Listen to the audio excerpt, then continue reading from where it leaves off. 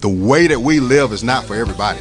We're going to run and put our bodies on people in a violent manner. I love the way she move it, shake it on me. When she cry for him, the shawty is the winner. You can tell that shawty's You know what time it is. It's time to come out. I love the way she move it, shake it on me.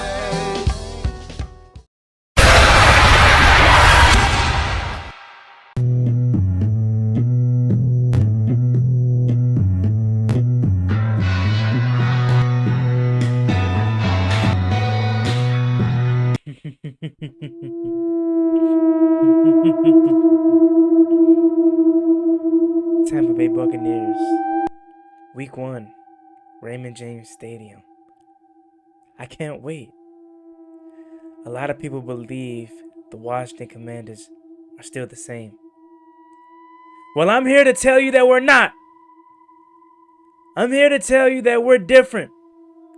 This isn't the same old Washington Commanders franchise. And unfortunately, on Sunday, Tampa Bay Buccaneers are going to be the first victim. It's so funny to me how the media can try to say we're still the same team.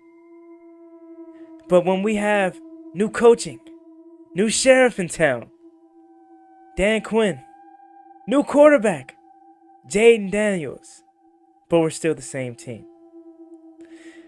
I am appalled. Baker Mayfield, Chris Godwin, Mike Evans. Food that is going to nourish our body come Sunday. This is a new era here in DC. And I'm excited and I'm happy for the opportunity. But you know who shouldn't be excited? Former Washington player Todd Bowles. Because this is going to be the end of his tenure in Tampa. And the start of that is on Sunday. And the person to kick it off is going to be number 5, Jaden Daniels. It's going to get scary for teams this season. We're not a pushover. We're not a team that's going to lay down and die. We're a team with grit. We're a team that is ready to come fight. And we're a team that's going to raise hell. Yeah, I get it. Last regime was piss poor. Well, that is not this regime. And that is what I'm trying to get through your head. It's unfortunate what Ron Rivera did here. It's unfortunate the kind of stain that Dan Snyder left on once a proud organization. But I'm here to tell you that Josh Harris and company is ready to bring back the fan base. This is a proud franchise. This is a franchise that has grew up on winning. That was once looked at as the model. And over the years, it's faded away. Well, I'm here to tell you that we're back. And in the words of Coach Prime at Colorado, we're coming. Or in the words of Bray Wyatt, I should say, we're here.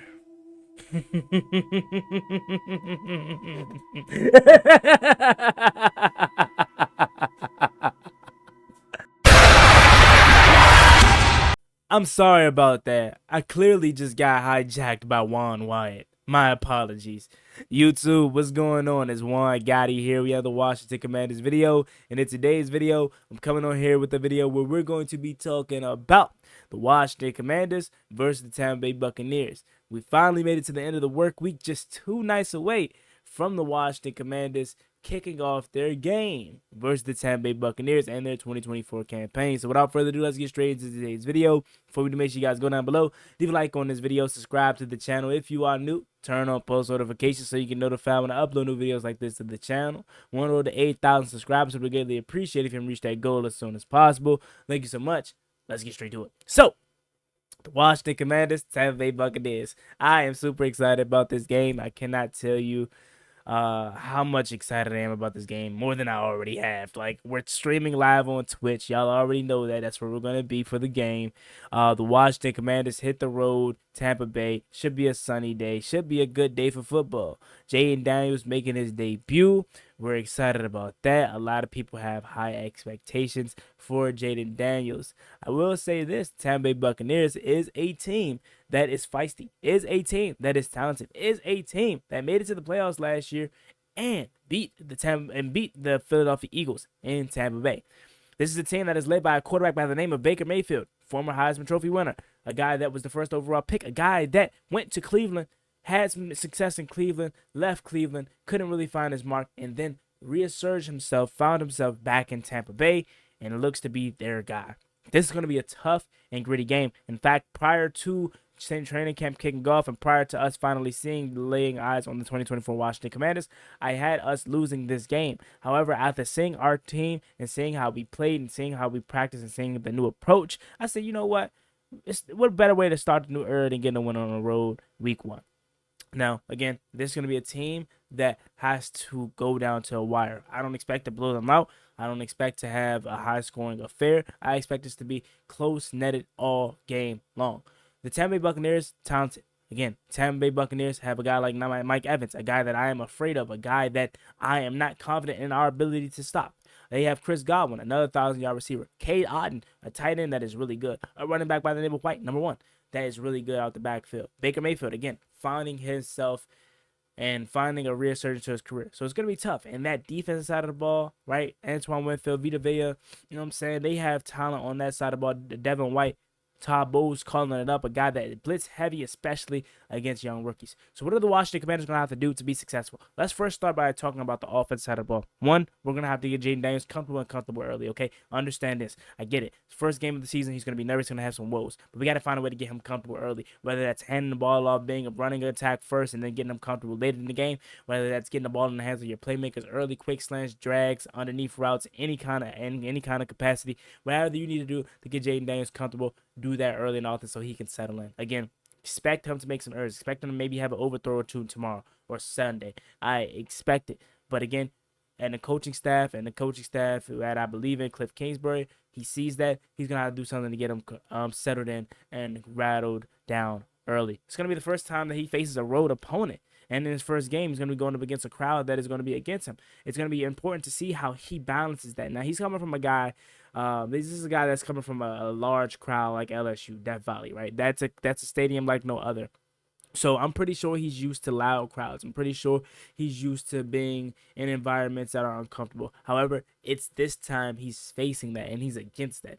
LSU, when the crowd was loud, it was more so when they were on defense and they let the offense work, so he didn't really have to face that. And then at Arizona State, I'm not sure if they're in the Pac-12, there were any like super crazy environments besides Washington that I could think of that he may have faced. So this is going to be a test for him early, and that's just going to see how he adapts early. And it's, again, in the important hands of the freaking offensive coordinator and coaching staff to help him early. Next key, the Washington Commanders up front is going to have to protect Jaden Daniels and keep him upright. Again, Vita Vea is a guy that scares me. The rest of their defensive line is really good too.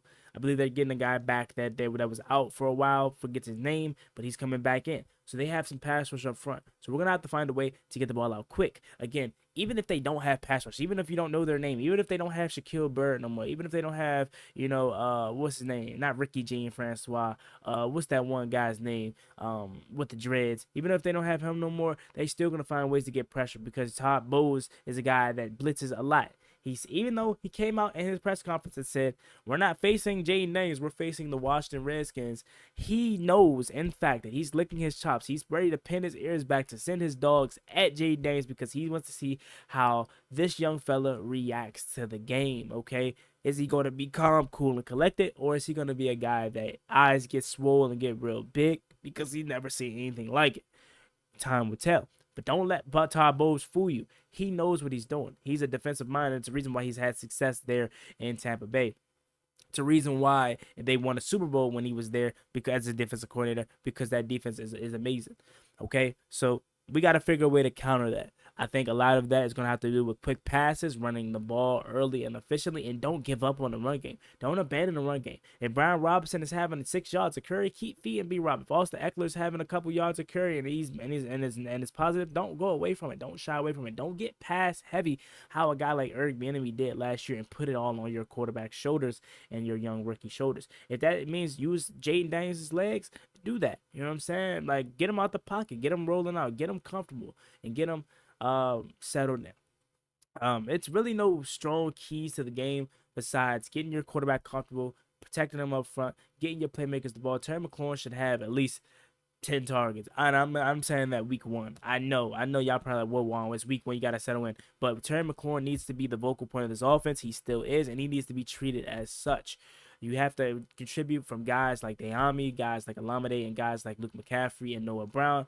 But your main guy is going to be Terry McLaurin. A big key factor for me in this game, especially offensively, it's going to be Zach Ertz. Do we have a tight end? And can Zach Ertz turn back the clock just a few years ago to where he was one of the best tight ends in the game? Can he contribute and be that safety blanket for Jaden Daniels across the middle? Can he be a guy that we can lean on to contribute to touchdowns in the red zone? Remember, over the years, Washington has settled for too many field goals inside of the red zone. That's something that we've struggled with over the years. Can that finally be different now that we have a quarterback and now that we have weapons that we believe that can contribute down in the red box? Zach Ertz is going to be the X factor for me tomorrow or Sunday. Sorry about that. I'm just super geeked. That's going to be the X factor for me to see if we're able to cash in these drives. Converting on third downs. Third downs is something that we relatively have struggled with in history. When we face those third downs, are we going to be able to pick them up? Are we going to put ourselves in reasonable third downs? So no penalties, no false starts, no holdings, no negative plays that are going to put us in third and longs, third and 11s, third and 12s, third and 15s, third and 20s. Try to avoid that as best as you can. That way you're in the third and 5s, you're in the third and 4s, you're in the third and 3s, third and 2s, where your whole playbook is open and it's manageable. Stay ahead of the sticks. Keep your quarterback off the ground. Limit the negative plays. It's football. It's going to happen. But don't have it happen so much to where it's drive killing. Andrew Wiley. You know what I'm saying? We struggle with that too many times. Yes, teams in the past has been out talented than us, but had more talent than us. Don't get me wrong. However, we have had opportunities to beat teams that were more talented than us if we didn't shoot ourselves in the foot.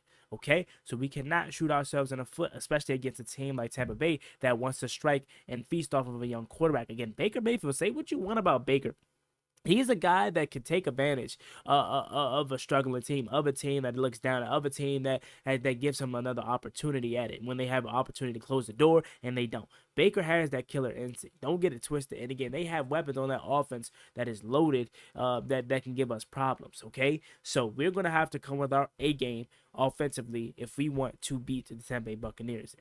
Defensively now, we're going to have to get after Baker Mayfield. This is the first time in a couple years that we haven't had a premium pass rusher or a guy that we at least assumed should have been a premium pass rusher on the edge. We're going to have to get after Baker Mayfield. If that requires a lot of more interior pressure from Jonathan Allen to Ron Payne, so be it. If that requires a lot more substitutions and a lot more loaded boxes, so be it. And blitzes, so be it. Okay, don't be afraid to get sent heat if you don't trust your 4 up front. Cleveland Ferrell, Dante Fowler, Jamin Davis, all these guys on the edge are going to have to find ways to get after the passer. Because if you give Baker Mayfield enough time and let him sit back there comfortable, that is when him and Mike Evans are going to kill you and heat you up and eat you for dinner. Mike Evans is a guy, like I said, has had a career games against Washington. I believe he's something like 24 receptions for 605 yards and 5 touchdowns over the time that he's played Washington in his career. And he averaged about 24 yards a catch when he plays us. That is insane, okay? And like 25 first downs.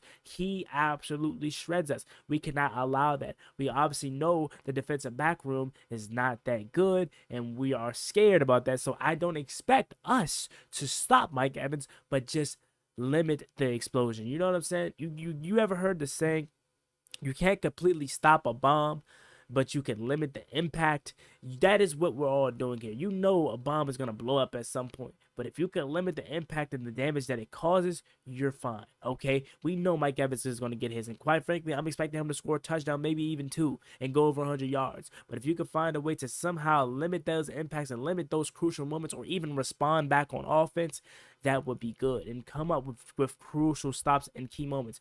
Is Mike Evans going to go off in the first half? Maybe. Heck yeah, he is. But it don't matter if he has 105 yards for 2 touchdowns, but can you get that key third down stop when they're targeting him in the fourth quarter? If that's the case, no one cares what he did to you all game. This is about how you end the game, okay? So if we could just limit the impact on Mike Evans, Chris Godwin, that we will be fine. Okay, I believe our best matchup for Mike Evans is Benjamin St. Juice. I understand Juice is handsy, but he's the most physical corner that we have, and he's the most guy that I trust. Now, again, what scares me specifically more about their offense than Mike Evans and Chris Godwin, it is Cade Otton. In history, we have struggled with stopping tight ends, and I don't know if that's going to continue now. I hope not, because now we have true linebackers in Frankie Louisville, Bobby Wagner, and so on. So hopefully now that we have true linebackers that are able to move and able to cover down the field, that is going to stop the limit the impact of a tight end. But over the years, tight ends have killed us. So we have to find a way to limit their offense as a whole. Also, secondary can't have no blown coverages, can't have no misassignments, can't have anything that is going to give them free touchdowns. That is where we're killed at. Okay, when people don't know their assignment and just blow the coverage. Okay, it's times where teams are more talented than us, like I mentioned before. But there's also times where we make it too easy for them. Okay, we take it too easy for them. We just blow coverages and leave them open for touchdowns. Okay, we cannot have that. We have to limit that. And guys like Jeremy Chin and Quan Martin, I believe over top is going to help us, not give up as much blown assignments. Quarterbacks going to have to be on their game. Emmanuel Forbes, Benjamin St. Juice, Mike Saversdale. You're going to have to be in that on your A game, because again, these guys have 2 wide receivers that are capable of putting up 1,000 yards. And coming off the season that Emmanuel Forbes came off of last year, it's not too likely that this matchup favors him. Okay, so we're going to have to find a way again not to completely shut down these guys, but limit the impact that they have. Okay. Next thing that I also want to talk about is special teams. Field goals are going to have to be money. This is going to be key for us this season, because I expect us to be in a lot of early games and close games. Hence, yesterday, the greatest kicker of all time, Justin Tucker, missed a field goal that, in a sense, later they came back and bite them in the tail, because had they to have made that field goal earlier, that wouldn't have put so much more pressure on them later in the game to have to be dang near perfect and score every time they get in the red zone. So kicks are going to be important this season and in this game specifically, because I expect it to go down to the wire. Punts, Tressway, you're a dog, you're the GOAT. I need you to flip the field, okay, my man? I need you to pin them inside their own 10, 5. Do your thing. Do what Tressway does, okay? We're going to have our gunner. Special teams has been an issue in preseason and training camp. We're going to have to get down there on returns, okay? Jeremy Reeves, Tyler Owens, Percy Butler. I need y'all getting down there and limiting the return of the receiving team. As far as our return game goes, JC Ice, I really just need you to catch it, dog. You know what I'm saying? You're older. I don't expect you to take it to the crib. Just set us up in field position and get us right, okay? Byron Pringle on the kickoffs. I really don't care about the kickoffs anymore, because, that new kickoff rule is trash to me, and it really limits the success rate of a guy taking a kick to the house. So I really don't care about our kickoffs. But I covered pretty much everything. And the key points of this game. I'm excited. I think it's going to be a good one, and I think it's going to be a classic. So with that being said, here is my final outcome. I have the Washington Commanders winning this game 27-24 in a Cade York walk-off field goal. Jay Daniels drives the team down. Game is tied 24-24. The defense gets a stop. Jay Daniels drives the team down and put them in field position to walk off the Tampa Bay Buccaneers 27-24 in a thriller in week 1 there in Tampa. So there you have it. Let me know what you guys think about this video down below in the comment section. As always, being your boy Juan Gotti. Like, comment, and subscribe to the channel. We're on the road to 8,000 subscribers, so please help me get there as soon as possible. And don't forget to check me out Sunday on Twitch when I'll be streaming the game. Promo code WANGOTTI, SeatGeek to get $20 off your first purchase. Use that too, as it is a limited time offer. Y'all have a blessed one. Stay safe, be easy. Peace.